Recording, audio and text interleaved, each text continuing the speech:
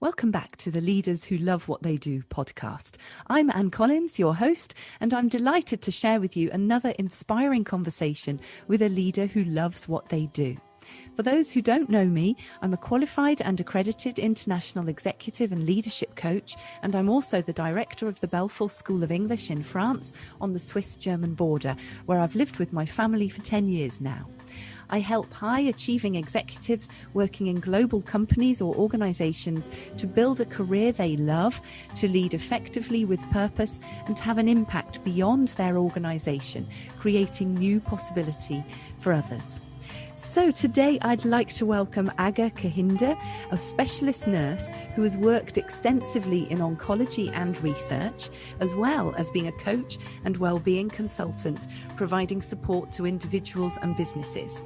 She specialises in helping people to cope in times of crisis and works to support healthcare providers with stress management. In the ongoing global pandemic, it seemed like an absolutely perfect time to talk to Aga about well-being, stress and resilience. I'm delighted she can join us from the UK to talk to us. Welcome, Aga. Thank you so much for joining us today. And thank you so much, Anne, to have me here this morning. Thank you. Oh, it's such a pleasure, really is. So, Aga, can you tell us more about how you got into nursing and specialising in oncology and then further in staff wellbeing? So what inspires you and where has this interest in wellbeing come from?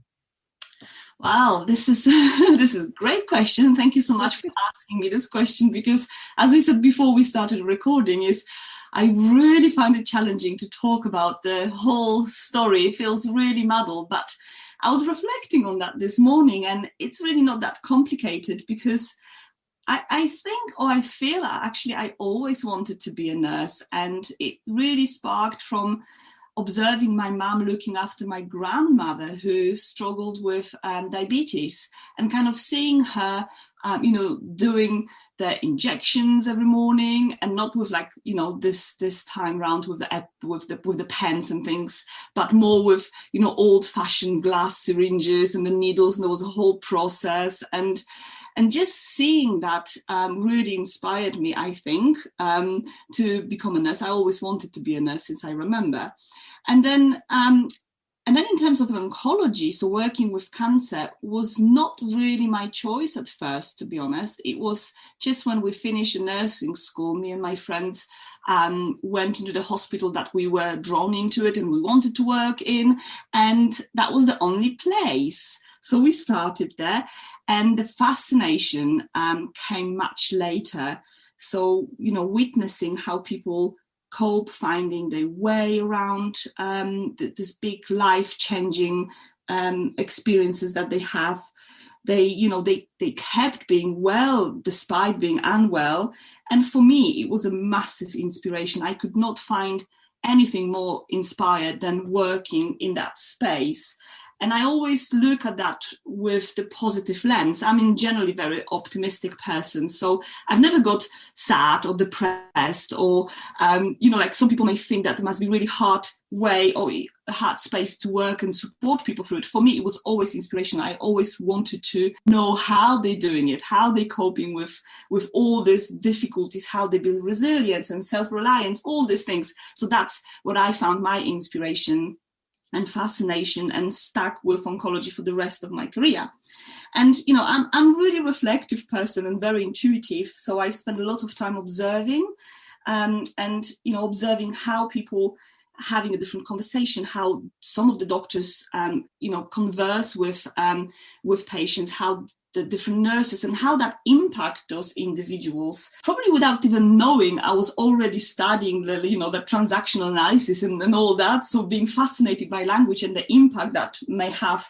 So I wanted to then affect people in a different way. So kind of move from this transactional conversation when me as a nurse providing the information to patients that they're taking, I wanted to inspire them. I want to empower people, support in building their self-reliance, much more than just give to advice. So that was my natural progression to search for more coaching style conversation, coaching style approach. So it was really organically, I moved into become a coach.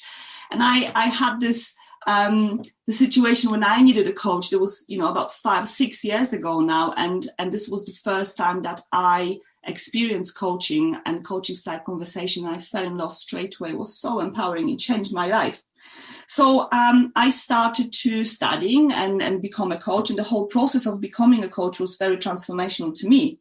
So, it was layers and layers of, exploring the limited beliefs. And, because you're a coach yourself, and the language patterns and I needed to work through all these things. And it was it was like a veil lifted off my face. So I became a nurse and a coach.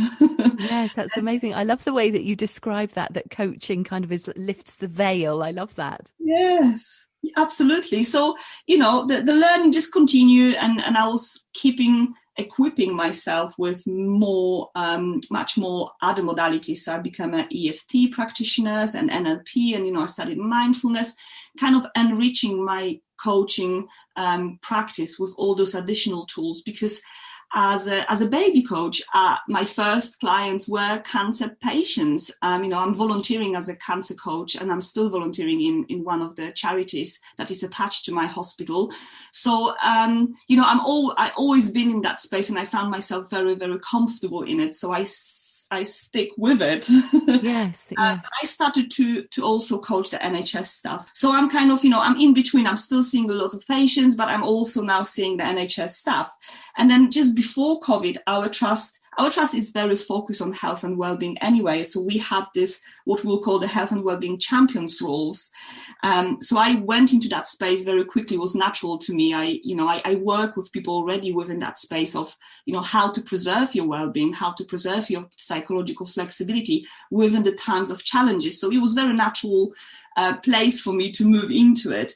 And then when the COVID came, I was kind of giving the role of navigating health and well-being strategy within my division, because we've got a massive hospital, and we've got a lot of health and well-being champions, but we needed to have someone who would kind of filter it through. So I was supporting leaders really in creating a narrative, ensuring that our environment is psychologically safe, helping ground people, making sure that we communicate in the safe way, and also building bridges with the community. So I was kind of responsible of gathering a lot of good messages from the community and transpire that into our staff, because we very quickly realized that was all about building the community, building the sense of we're all going through this together. So that was really important. And now when we're kind of moving into this recovery stage, it's all about making sure that narrative stays. We're allowing people to have the conversation. We're allowing people to process what happens and how we move into this new normal. So that's the story. Yeah, no, that's amazing, and you've brought up so many interesting things there. I'd just like to come back to the idea of the current situation, because I know that you talked a lot about that building this sense of community and passing on the messages from the community to the staff in the hospital, and I'm just wondering how that worked with resilience, because I know that the need for resilience has been huge both inside and outside the hospital. And what do you think that we can learn from this year in terms of leadership and resilience? What have you seen? So I'm seeing this, reality through the VUCA lens. So, the VUCA terminology is absolutely what fits the bill for me, and how I'm kind of navigating my head around it. So it's, volatile, uncertain, complex, ambiguous. And what that year really highlighted for me, especially being in NHS and observing what happens in NHS, is how capable and flexible and creative our workforce can be when leaders are honest and transparent and vulnerable and committed. That collective approach, it was a massive. I think without that, the resilience and keeping going and making sure the staff actually finds that purpose would be really, really challenging. That's really interesting. So the purpose, but as well as that, being flexible and adaptable. And obviously this year has, I'm sure, pushed people to really the edge of their ability to be flexible. I totally agree with you. And, we need to remember that this was when we were in the midst of pandemic. So I really feel, I'm not sure if you agree with that, and any listeners will agree with that, but it almost is, it's easier to kind of operate like that when we're in the midst of a transformational experiences, whether they're bad or inflicted by outsource like pandemic, or we decide to implement any transformational. But then you're running on that emergency strategies. You could afford trial and error approach, because there's almost like no one knows what's going to happen. So that's what was going on through the pandemic, and there was a lot of room for getting it wrong, and level of allowance for that was very high. So therefore, the resilience was almost easier to control and navigate through it. I have a feeling that the real trial of leadership is still to come. Yes. So, the approach to recovery is really important. Now, what I would recommend leaders to start thinking about, what is my approach to recovery?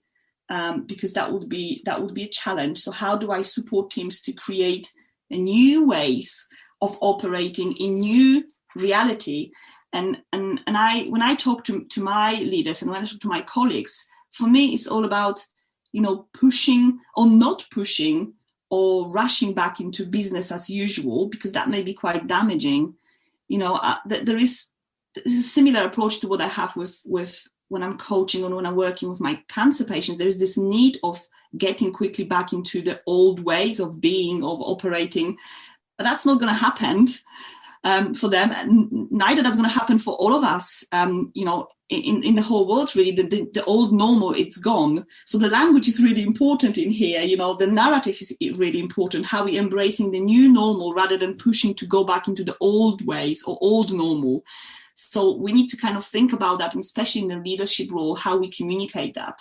Yes, and it's really interesting. And I'd just like to go back a little bit to what you said about how in times of crisis, maybe it's almost easier for people to come together and be adaptable. There is this sense that we must come together, and maybe other fractures that we have in an organization can be put aside in that time of crisis. And certainly when I've spoken to other leaders, they've said the same thing, that in the time of, especially at the beginning of the pandemic, there was this incredible sense of everyone pulling together, and in a way it was quite exciting to see what teams were able to do.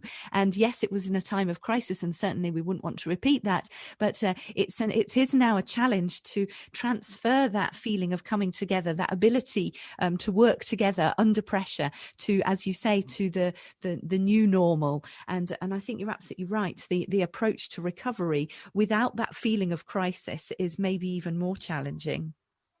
Oh, absolutely, because we are moving now into space when, from business point of view, we want to get back into business as usual. We want to earn money, we want the businesses to survive, to thrive. And then we've got all these workforces that, experience losses, the freedom has been taken away in different ways. And, the old normal was disturbed. So how are we going to let our workforce to recover from that is really, really important, isn't it? So, how are we allowing people to, I say always, to make sense of what has happened. Yes. So giving that time is really responsive, is really important. So for me, it's the main point of all this is how the leaders in the company narrate that transformation. How do we talk about it? How, do we put pressure to go back into that old ways, or are we actually, now having this time to reflect and saying, okay, so let's see what's going to happen now, how that's going to work. We're not into business as usual yet. We're not going to be for quite some time. It's now time to processing, allowing people to make sense of it. Yes, and I think it's really interesting what you said there about with the need for time, not just time with doing nothing, but really time to reflect, time to talk to each other. And how would you suggest that leaders approach that? For me, it's kind of continue that sense of community, whatever that may look like. So, if you need to change the way of working or your teams, how they work, what's really important is to not break that connection between people. People only thrive when they are seeing that others going through the same things and they learn from each other and have that space to do it. So, all this water cooler conversation that we had before, yes. quite often the new way of working that may be taking away from people. So how do we rebuild that is what people need to think about. How do we create the space when people sharing their experiences and learning from each other? Those are very mentoring conversation. That's how people are building resilience. That's how they learn. That's how they move forward. Mm-hmm. So if I ought to focus on one thing, that would be what I would focus on, to make sure those people have an opportunity to share their experiences. Yes, great. Thank you. I think there's so much for every community, every business, every organisation to take from that. And as you say, we're all in that phase now where we need to process what's happened and work out how we can, as you say, learn from that, move forward, and support each other along the way. And having that connection at the centre of it is certainly the way forward. Yeah, great. Just to change the topic a little bit, but I know that when we talked before the podcast in our first meeting, we talked a little bit about language, because I'm fascinated by language as well, and you speak 3 languages: English, Polish and Russian, and I know you're very interested in, and you've already mentioned it a little bit, in how we use language. And we were talking particularly about the word stressed and how that can mean many things. As leaders, many leaders are very interested in helping their teams and also for themselves to manage their stress better. What do you recommend we do to help people who, first of all, who say they are stressed? Right.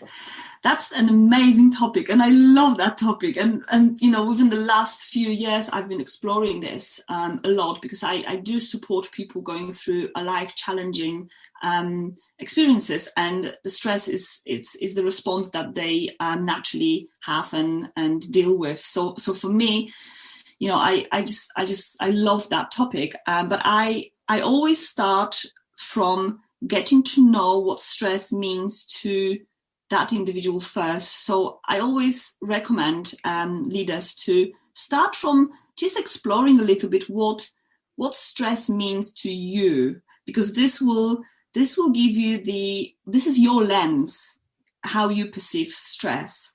And we all naturally have different types of perceiving stress. We are perceiving stress in a different way, and that is based on our upbringing, experiences, beliefs, and everything that builds us the way that we are. So we could have we call that stress mindset. You could have a stress that perception of stress being harmful, or perception of stress being enhanced, and just based on that will determine the way you cope with stress. So it's really simple. It's much simpler than we think. I mean, we will have 2 ways of dealing with stress. We either avoid the stress, or we proactively learn from it and proactively tackling stress.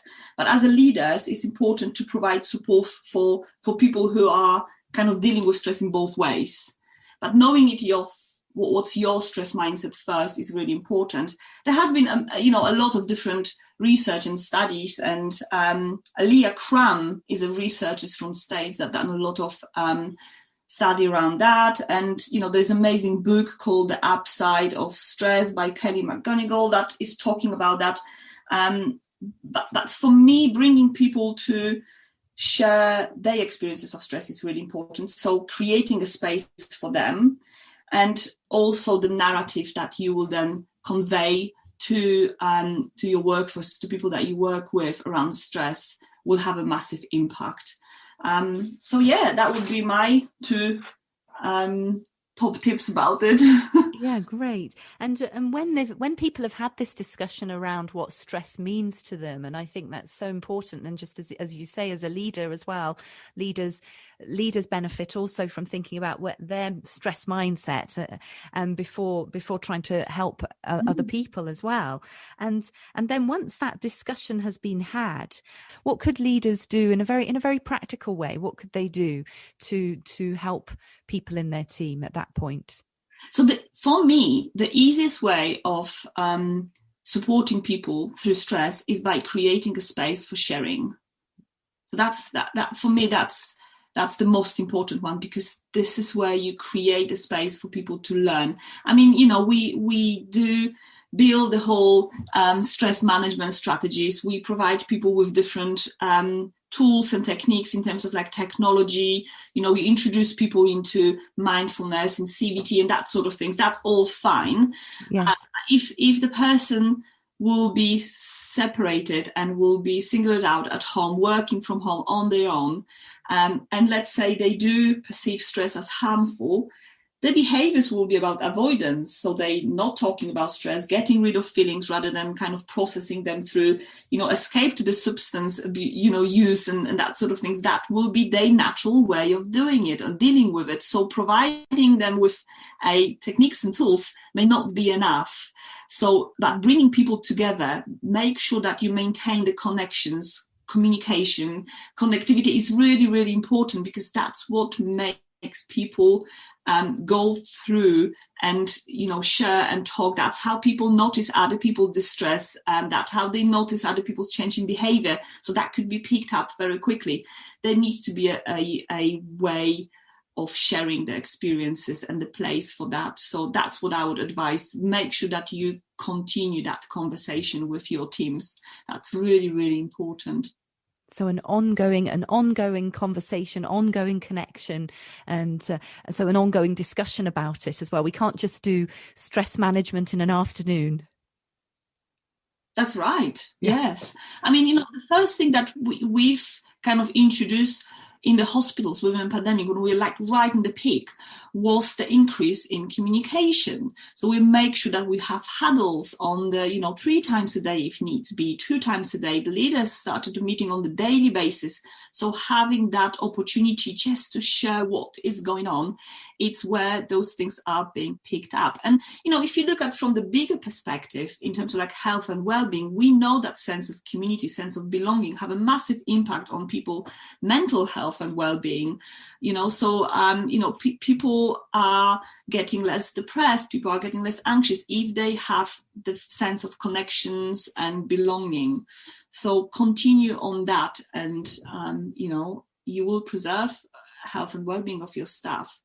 I've created an absolutely, well, saying that's a little bit of self-advertising here going on, but I've created an online experience, and I start from that. I start from a test online that actually measures what is your stress mindset, and from that on, you can navigate yourself around it. That knowledge is really important. Oh, that's great. Can you tell us a bit more about that? It'd be very nice to know about. Is that something that people can access, or is this just for the NHS? No, people can access to it. It's called VUCA NAV. So VUCA for that, volatile, uncertain, complex, and ambiguous world. And NAV is a navigation. So I just put together all my experiences, all my tools and techniques that I've used for my work in cancer. So people who are going through really life-challenging events. And I've added all the latest research around stress management, and I've added the tools that I've been using. And it's very self-navigating combination of latest research-based techniques and tools, and some coaching, some cognitive behavior therapeutic approaches in there, with good resource of techniques and tools. And it's all online, and it's not linear.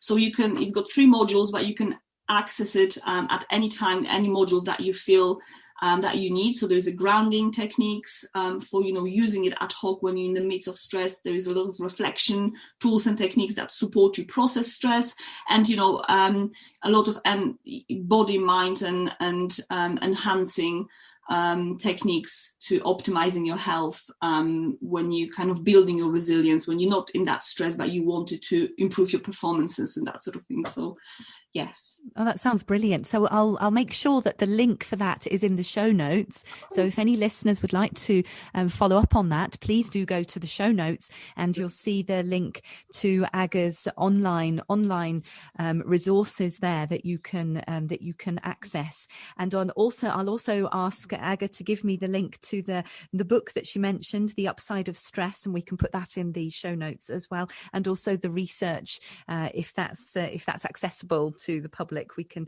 put that link on as well. So that's fabulous. Thank you so much, Aga. Well, the time is going so fast, Aga. We could talk about that for very much longer, but I do have to come to a final question for you. What would your top tip be to all leaders at this point in time? So in April 2021, what would be your top tip to them? Right. Okay. So just I think based on my own experiences, so helping people to go through the really big life challenging events and helping people, to process traumatic events in their life, I would say always have trust. Humans are able to overcome, navigate, and thrive in time of life's biggest challenges. That's my first tip. So have that trust, right? Then, but most importantly, your role would be to focus on yourself first. No one can pour out of the empty glass. So get to know yourself, get to know what the whole situation that we're experiencing means to you. Is it triggering you? What is happening to you right now and how you can support yourself. So then you can transpire and build that narrative. So the next one, narrative, is really important. So you are the influencer of the narrative of what's happening right now. So think about old normal versus new normal. So we're not going to go back into old normal. So you need to help people to accept that. Yes, and I think, ensuring your team health and well-being is looked after, it could be really overwhelming. And when you feel like this, I would always suggest people to refer to research. There is a lot of research available and a lot of approaches that is available. So you are not on your own and you don't have to do it on your own. There are specialists who are doing it for you. So that would be my 4 tips. Oh, that's brilliant. Thank you so much. And I really love the thing that you started with there about that to trust that in times of stress, that we can thrive in times of stress. And I think that's something maybe for all of us to hold on to at this time as we move, as you say, into a new normal. So thank you so much, Aga. Thank you for giving us so much great advice about well-being and for sharing your story. I'm sure there will be listeners who do want to contact you. I've already mentioned that the links for your VUCA program is and will be in the show notes. But how else can people find you? So I am really easy to find. My name is Aga Kehinde and all my handles everywhere are the same. So I'm on Twitter, I'm on LinkedIn, Instagram, YouTube. And all with Aga Kehinde. So very easy to find. And please do link with me, connect with me. I share a lot of tips and tools, especially on Instagram, around stress management, stress mindset. And so lovely to connect with all of you. Well, thank you, Aga. It's been such a pleasure to have you with us. Thank you. Thank you so much for having me. Well, thanks to you, our listeners, for joining us. And if you've enjoyed this episode and you'd like to help us grow the podcast, please hop over to Apple Podcasts and rate, review, subscribe and share. So leaders often come to me when they know they can and want to do more and want to have help to explore that and to open up to new possibilities and see the way forward clearly. And then, most importantly, implement the action that is required. So I take a very holistic approach that is highly structured and with clear action points. I work with all types of global companies, from luxury brands to education establishments to charitable foundations in the UK, the US, Switzerland, Belgium, France and Ireland, providing one-to-one coaching and group training. So for emerging leaders, we also provide a unique leadership development program, a 12-month hybrid program combining the best of group and individual coaching, training, weekly accountability sessions to ensure accelerated progress and great results. If you're a senior leader and you'd like to know more about how you could work with me, do contact me for a chat. It's probably easiest via my website, bluebottlecoaching.com, and book a call or send me an email. So this is Anne Collins. Thanks so much for joining us and for listening. And do join me again soon to meet another inspiring leader who loves what they do. Goodbye.